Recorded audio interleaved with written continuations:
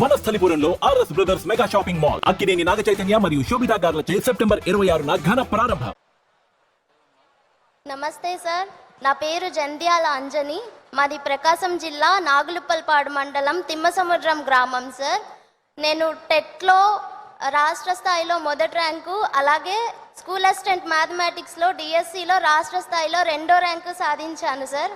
నేను మన గౌరవనీయులైన ముఖ్యమంత్రి గారిని ఒక ప్రశ్న అడగాలనుకుంటున్నాను సార్. మా తల్లిదండ్రులు కూడా ఉపాధ్యాయులే సార్. గతంలో మీ ప్రభుత్వ హయాంలోనే డిఎస్సిలో పోస్ట్ సాధించి ఇప్పుడు ఉన్నత పాఠశాలలో ఉపాధ్యాయులుగా పనిచేస్తున్నారు సార్. మళ్ళీ మీ ప్రభుత్వ హయాంలోనే నాకు ర్యాంక్ రావడం నాకు చాలా ఆనందంగా ఉంది. నా డిఎస్సి జర్నీలో వాళ్ళు నాకు చాలా ఇన్స్పిరేషన్ సార్. అలాగే మీ నాయకత్వ ప్రయాణంలో మిమ్మల్ని ప్రభావితం చేసిన ఒక ఉపాధ్యాయుని గురించి మాతో పంచుకోగలరా సార్?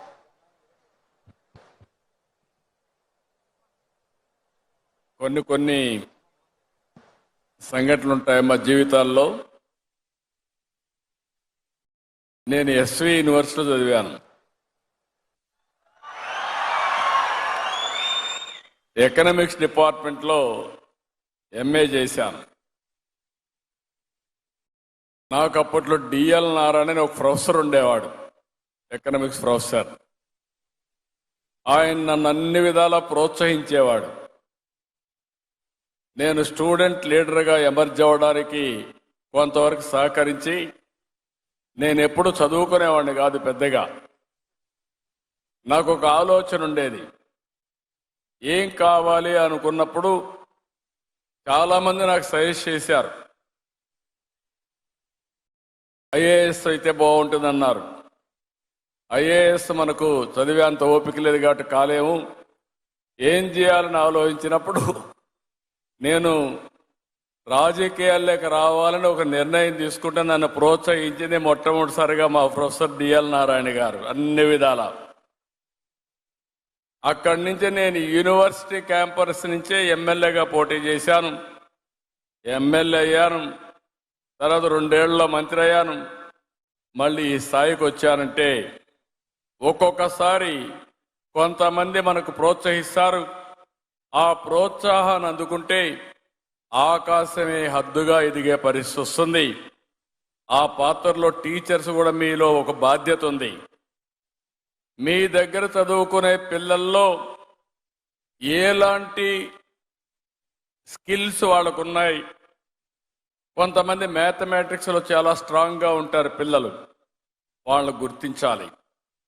కొంతమంది సాంకేతికంగా అంటే సైన్స్ ఇవన్నీ కూడా చాలా బాగుంటారు, వాళ్ళని గుర్తించాలి. అవి గుర్తించి మీరు కానీ వాళ్ళలో ఉండే ఇన్హెరెంట్ క్వాలిటీస్ బయట తేగలిగితే బ్రహ్మాండమైన భవిష్యత్తు ఉంటుంది. కృషి చేస్తే ఏదైనా సాధ్యం. ఒక ఎగ్జాంపుల్ చెప్తున్నాను. నాకు ఒక కోరిక మీ అందరి మీద. నేను ఎప్పుడూ లోకేష్ గారు ఎడ్యుకేషన్ గురించి పట్టించుకోలేదు, మా మిస్సెస్సే పట్టించుకునేది. కడాన ఈయన స్టాన్ఫోర్డ్కి పోవడానికి, బ్రహ్మణి కూడా స్టాన్ఫోర్డ్ పోవడానికి మా మిస్సెస్సే కారణం. అప్పుడప్పుడు నా వెనకానబడి నువ్వు కూడా కొంచెం శ్రద్ధ పెట్టు, అక్కడ వెరిఫై చేసి చెప్పంటే కొద్దిగా ప్రయత్నం చేస్తే ఈరోజు ఒక కుటుంబంలో 2 కూడా స్టాన్ఫోర్డ్ చదువుకొని వచ్చారు.